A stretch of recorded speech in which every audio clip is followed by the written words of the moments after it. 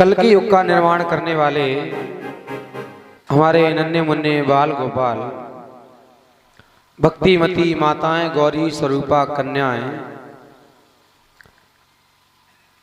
भगवान के अनंत चरित्र सुनने वाले भगवान के प्रिय रसिक जन, सर्वप्रथम तो सभी भक्तों में श्री सीताराम जी का स्वरूप देखते हुए सिया राम में सब जग जानी, करऊं प्रणाम जोर जुग पानी।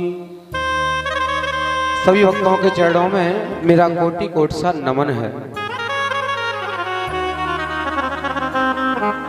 बड़ी ही सुंदर अभी आप लोग कथा सुन रहे थे पूजनीय आचार्य जी के द्वारा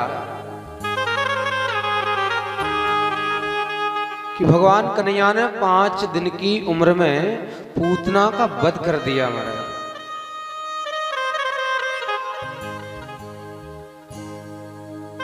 भगवान ऐसे कृपालु हैं, पूतना का भगवान ने वध तो किया, साथ में ही पूतना का उद्धार ऐसा वैसा पद नहीं दिया। महाराज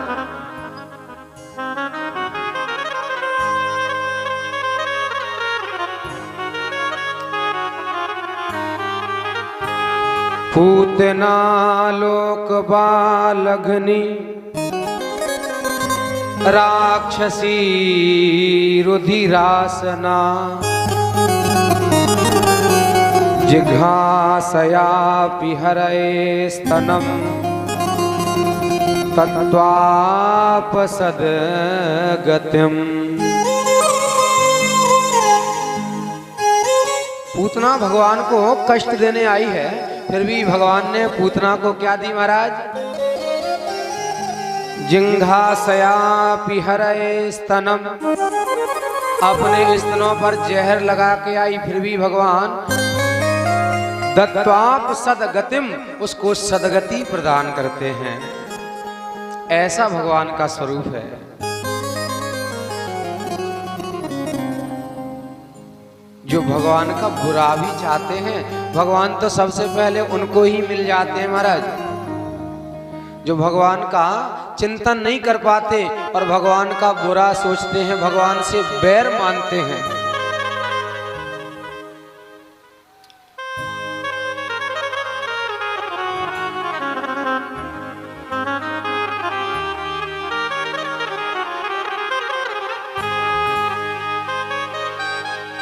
कृपा की न होती जो आदत तुम्हारी, तो सूनी ही रहती अदालत तुम्हारी।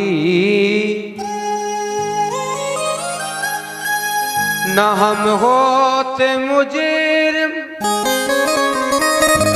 न तुम होते हाकिम,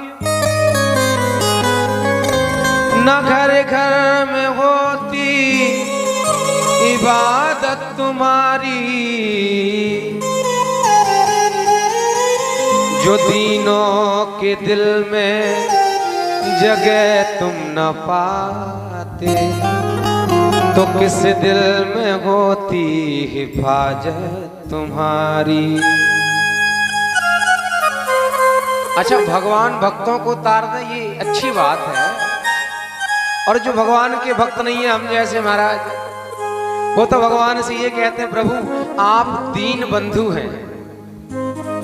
अगर आप दीन बंधु हैं तो दीन हम हैं, बंधु आप हैं। 2 अक्षर का दीन है और 2 ही अक्षर का बंधु है। 50% आप और 50%। अगर आप जज हैं 2 अक्षर के, तो हम मुजरिम हैं 4 अक्षर के। हम वैसे भी आपसे श्रेष्ठ हैं, हम 4 अक्षर के मुजरिम हैं। और एक बात बताऊं प्रभु, अगर तू जज है, तेरी महत्वता इसमें है कि मैंने जुर्म किया है, मैं तेरे पास आया। अगर मैं जुर्म ना करता तो तू अकेला बैठा बैठा क्या करता? अच्छा बताओ, कोई मुजरिम कभी जुर्म ही ना करे तो जज अकेला बैठा बैठा क्या करेगा कोर्ट में? उसकी भी महत्वता तब है जब हम जैसे पापी कोई गुनाह करके उसके पास जाते हैं। आप पतित पावन हैं, मैं पतित हूं 3 अक्षर का, आप पावन हैं 3 अक्षर के। 50% आप हो, 50% मैं हूं। अभिमान मत करना कि तुमने हमें तारा है। अरे भक्ति करने वालों को तो तुम तार ही देते हो। मैं तब जानूं कि तुम भगवान हो, मैं तुम्हारी भक्ति नहीं करूंगा। हमें तार के दिखाओ तो मुझे लगेगा कि तुम भगवान हो।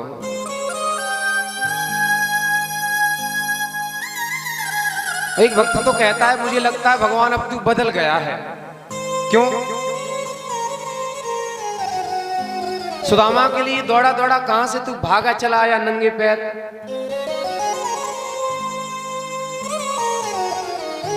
धोखे से जिसने तुम्हारा नाम लिया उस अजामिल को भी तार दिया। अजामिल कोई कम पापी थोड़ी ना था। भक्त कहता है आपका स्वभाव जो पहले था पूतना को भी सदगति प्रदान कर दी, क्या वो अब नहीं रहा? अब तू बदल गया है।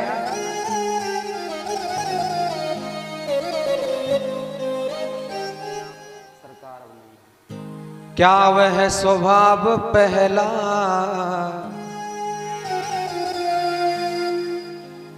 क्या वह स्वभाव पहला सरकार अब नहीं है। दीनों के वास्ते क्या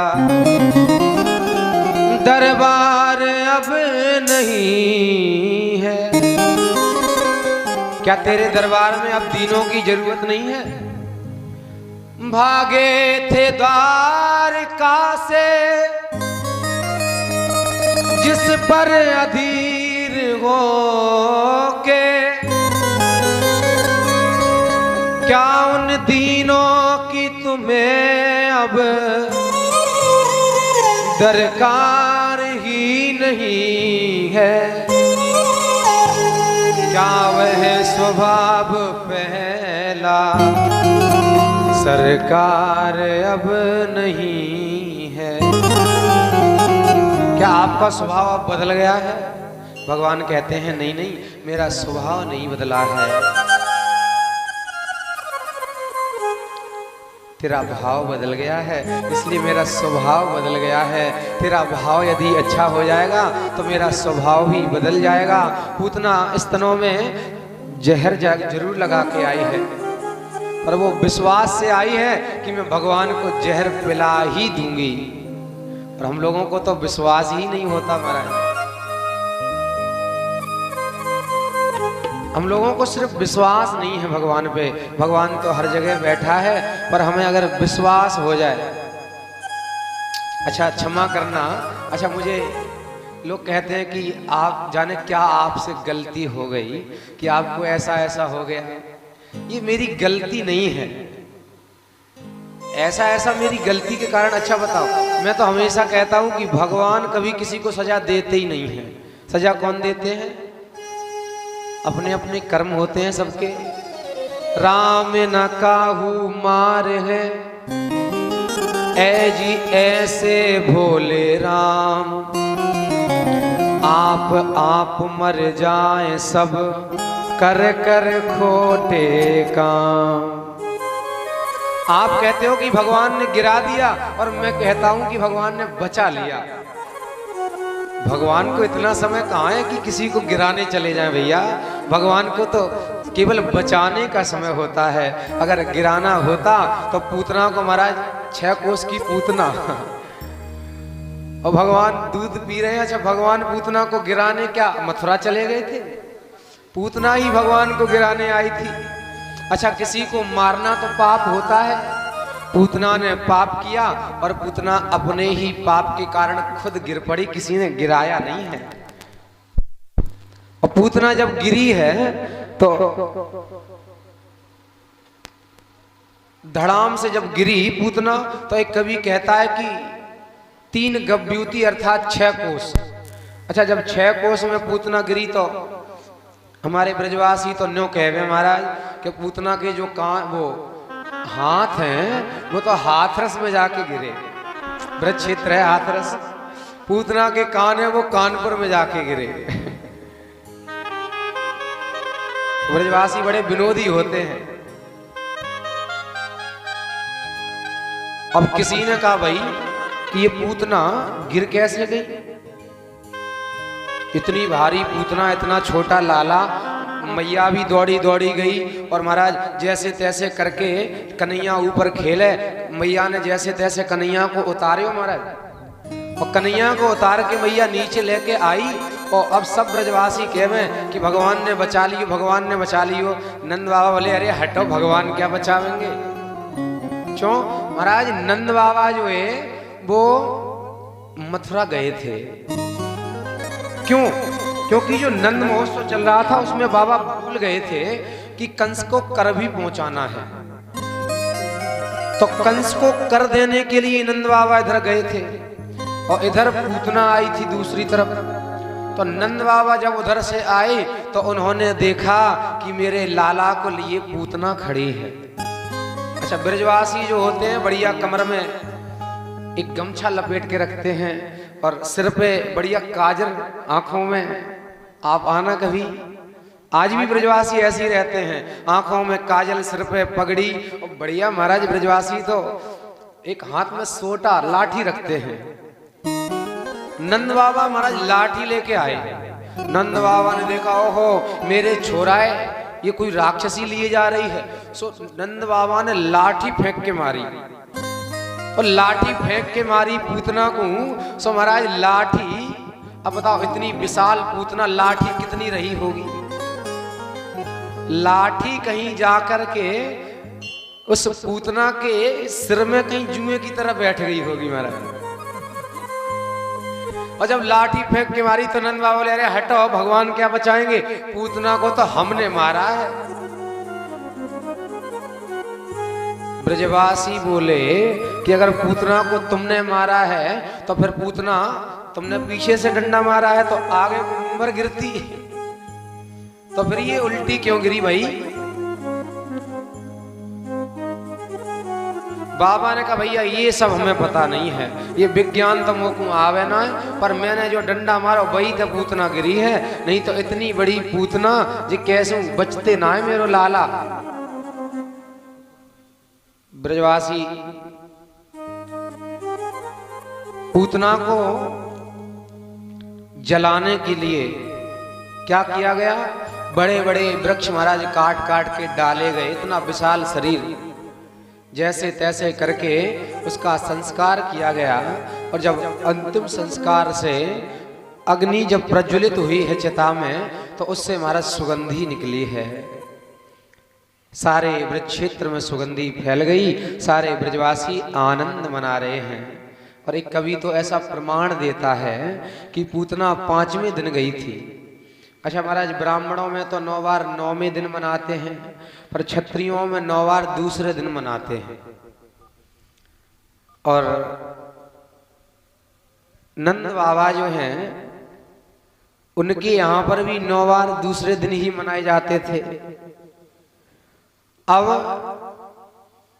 अगर दूसरे दिन वो भगवान की 6वें दिन छठी बना रहे हैं तो साथ में पूतना के 9 बार भी बन जाएंगे महाराज। अच्छा, छठी में क्या बनता है और 9 बार में एक ही चीज लगभग बनती है। तो ब्रजवासियों ने ऐसा विचार किया अगर कल हमारे लाला की छठी मनाई जाएगी तो पूतना के 9 बार रह जाएंगे। जासो छठी को सबसे बढ़िया मुहूर्त आज ही है, क्योंकि मेरो लाला आज बच गए हमारा। तो सारे ब्रजवासियों ने आज ही छठी मना ली 5वें दिन। उस दिन से महाराज ऐसा ब्रज का प्रचलन हो गया कि लड़कों की छठी 5वें दिन ही मनाने लगे। अच्छा, माताओं मनाते हैं कि नहीं 5वें दिन? क्यों मनाते हैं, कारण पता है? अब तो चला ही गया। खैर,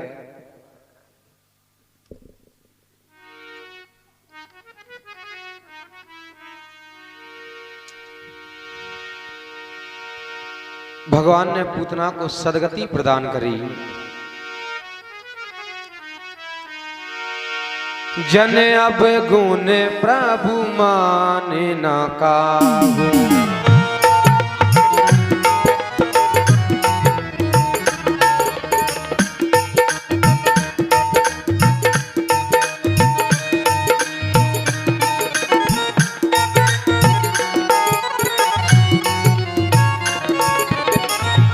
जन अब गुण प्रभु माने न काहू।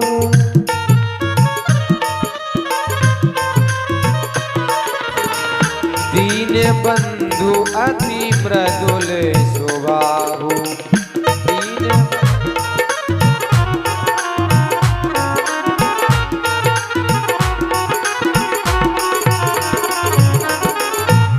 भगवान किसी के अवगुण नहीं देखते, भगवान किसी के गुण नहीं देखते। भगवान तो जाने किस पे रीझ जाते हैं महाराज, पता ही नहीं चलता।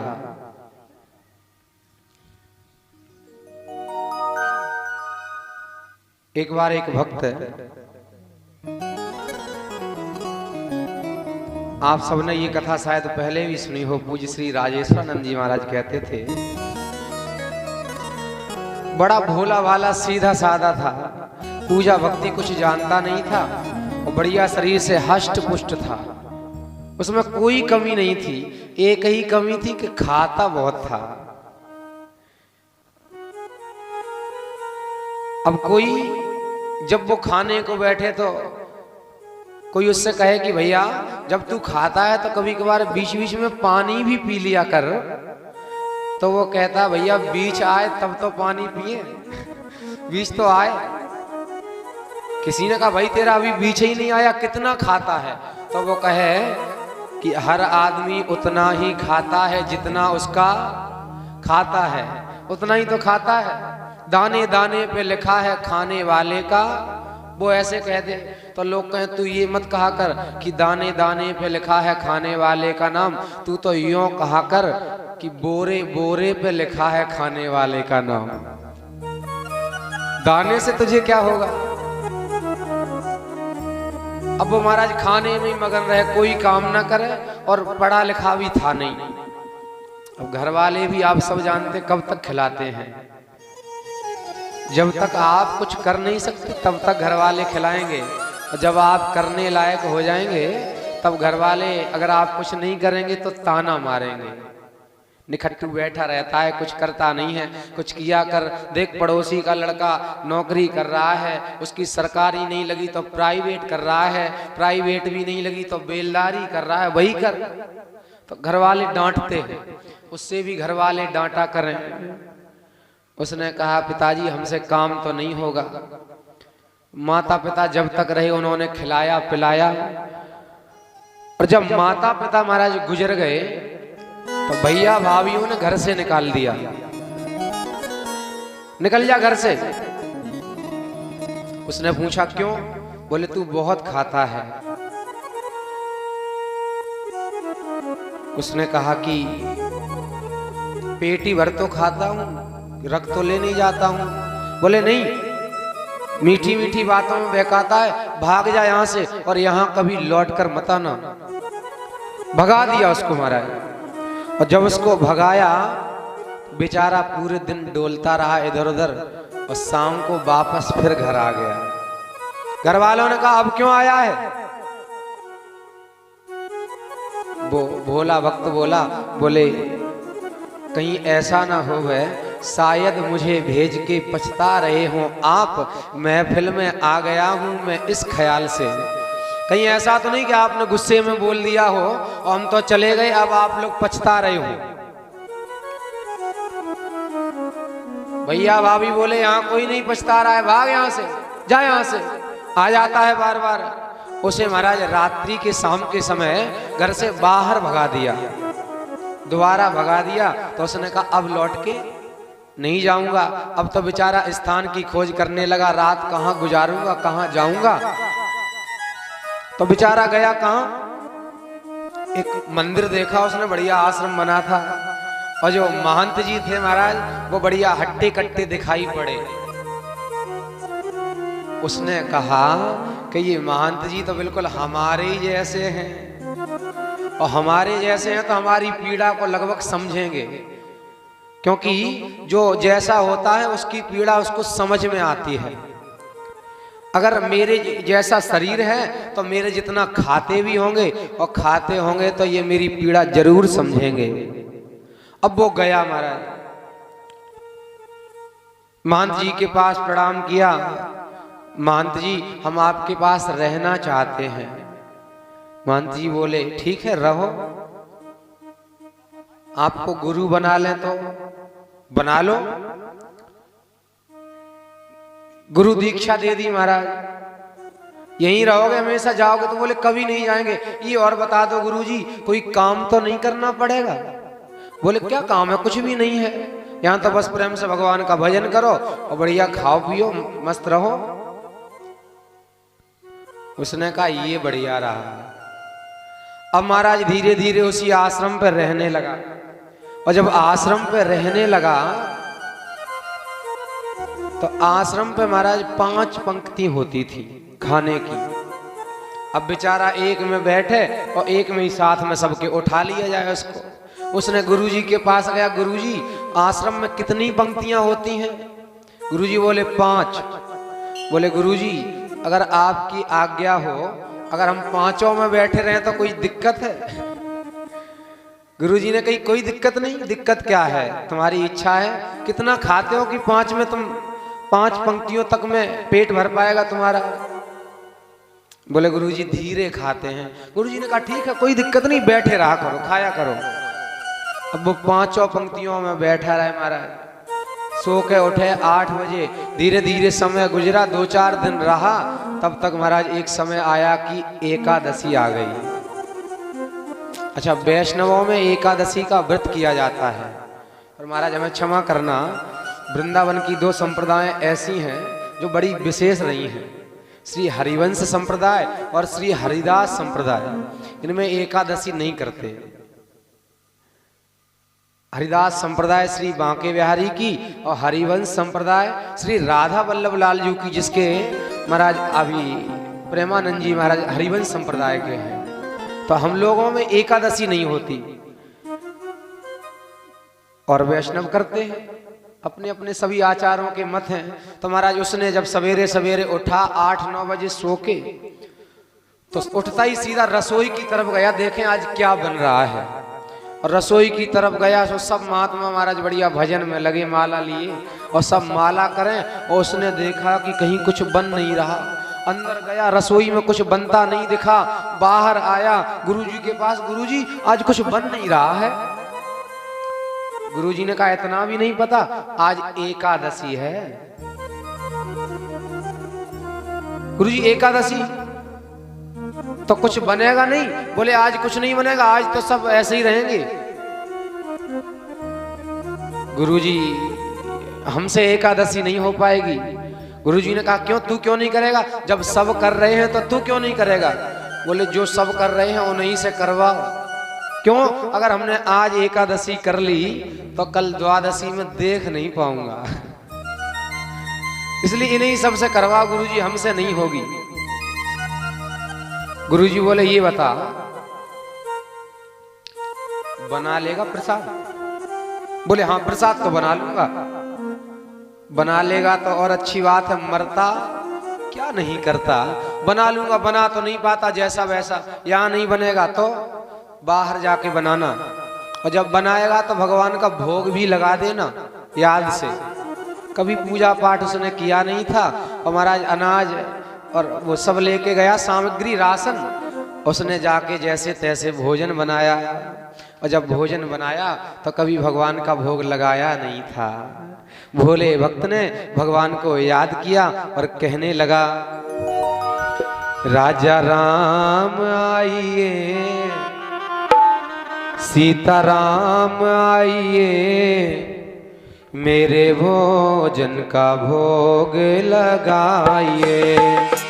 राजा राम आइए, सीताराम आइए, मेरे भोजन का भोग लगाइए।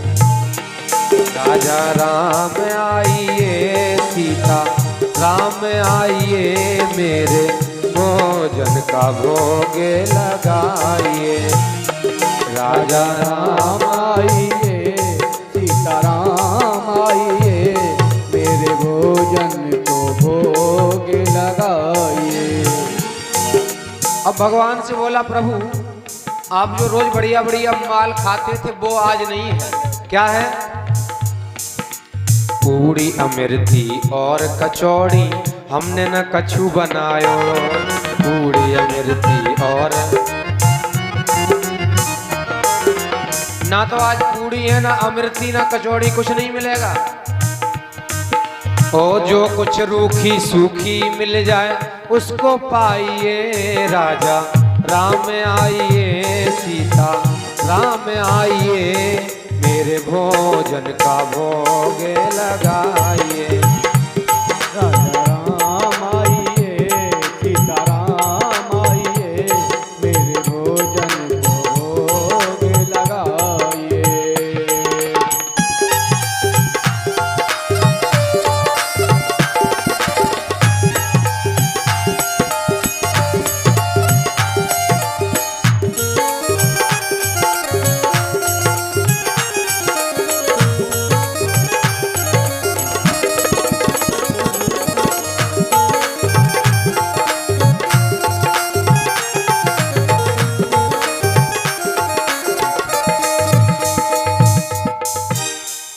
आज महाराज जैसे ही उसने भगवान को बुलाया तो एकादशी का दिन था।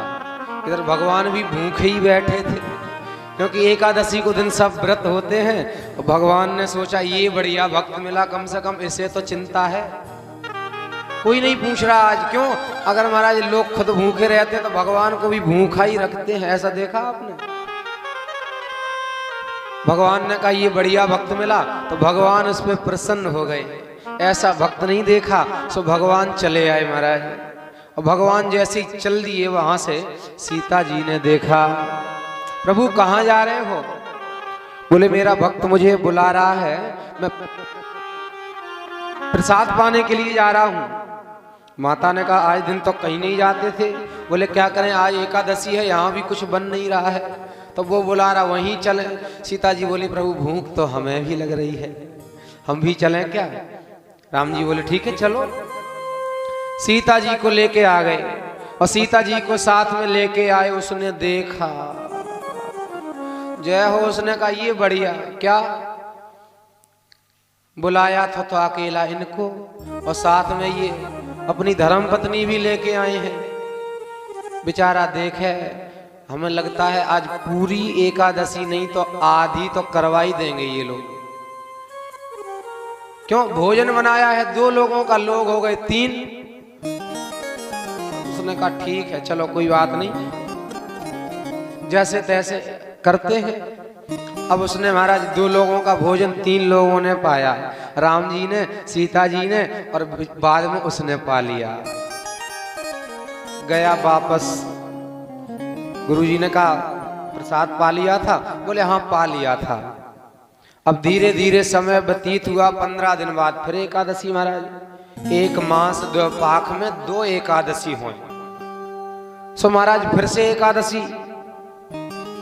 फिर उठा गुरुजी हमसे तो एकादशी हो नहीं पाएगी, जैसे आपने पहले राशन दिया था वैसे ही फिर दे दो, और इस बार एक व्यक्ति का राशन ज्यादा देना। गुरुजी ने कहा क्यों? उस बार गए थे, राम जी को बुलाया था, सीता जी भी साथ आ गई थी। सीता जी भी आ गई थी? हाँ प्रभु, ये उन दोनों लोगों ने खाया तो थोड़ा ही मिल पाया था। अच्छा, गुरुजी ने सोचा कि ये भूखा ज्यादा खाता है इसलिए ऐसा कह रहा है। गुरुजी को पता नहीं था। गुरुजी ने कहा तू कितना खाता है भाई? ठीक है नहीं मान रहा है तो ले जा। अब वो और लेके चला महाराज, और राशन लेके आया उसने। फिर से बढ़िया सुंदर सुंदर जैसा बनाना आया उसने बनाया, और फिर से भगवान को बुलाया। राजा राम आइए, सीता राम आइए, मेरे भोजन का भोग लगाइए। और जैसे ही भगवान ने सुना, भगवान ने कहा फिर आज बढ़िया, आज फिर बुला रहा है, चलो फिर से प्रसाद पाके आए। सीता जी ने कहा प्रभु हम भी चलेंगे। प्रभु ने कहा चलो। अब राम सीता जा ही रहे थे, तब तक हनुमान जी की नजर पड़ गई। महाराज प्रभु आप पिछली एकादशी को भी कहीं चले गए थे, कहाँ जाते हो? कहा कि एक भक्त बुलाता है प्रसाद पाने के लिए, तो वहीं चले जाते हैं। हनुमान जी ने कहा प्रभु आपके बिना मुझे अच्छा नहीं लगता, मैं भी आपके साथ ही चलूंगा।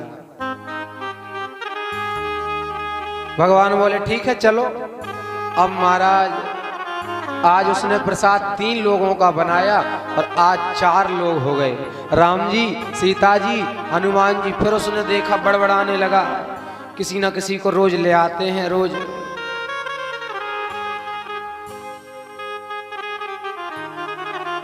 उसने फिर परोस दिया जैसे तैसे गुस्से में, लो खाओ। भगवान ने प्रसाद पाया, चला गया गुस्से में। अब की बार जब तीसरी एकादशी आई तो उसने गुरुजी से कहा गुरुजी थोड़ा और बढ़ा देना। गुरुजी ने कहा क्यों? बोले पिछली बार हनुमान जी को भी साथ लाए थे, वो तो 3 लोगों का प्रसाद, फिर 4 लोग, गुरुजी भूखे रह जाते हैं। गुरुजी ने कहा कितना खाता है ये, इसको आज अनाज तो दे रहा हूं, लेकिन आज मैं भी जाके देखूंगा ये इतने अनाज का करता क्या है। अब वो लेके चला जैसे तैसे, महाराज अनाज लाया, उसने रख लिया और आज उसने प्रसाद बनाया नहीं है। आज वो पहले ही भगवान को बुलाने लगा, प्रभु आ जाइए, राजा राम आइए, सीता राम आइए, मेरे भोजन का भोग लगाइए। राजा राम आइए, सीता राम आइए, मेरे भोजन को भोग लगाइए। आ जाओ प्रभु, प्रसाद बन गया है।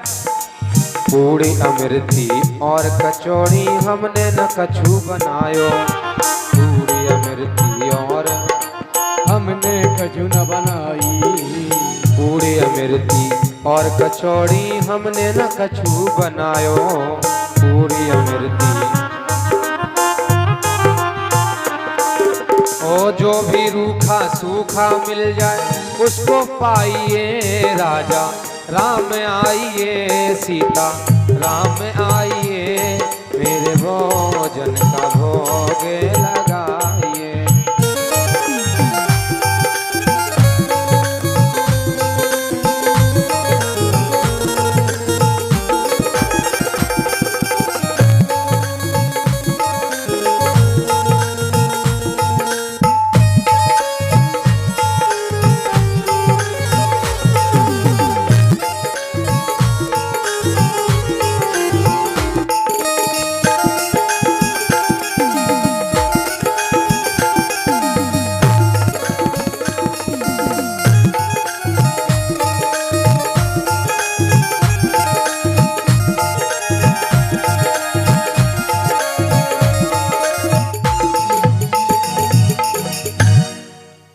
उसने भगवान को बुलाया और आज जब भगवान वहां से चले तो महाराज भाई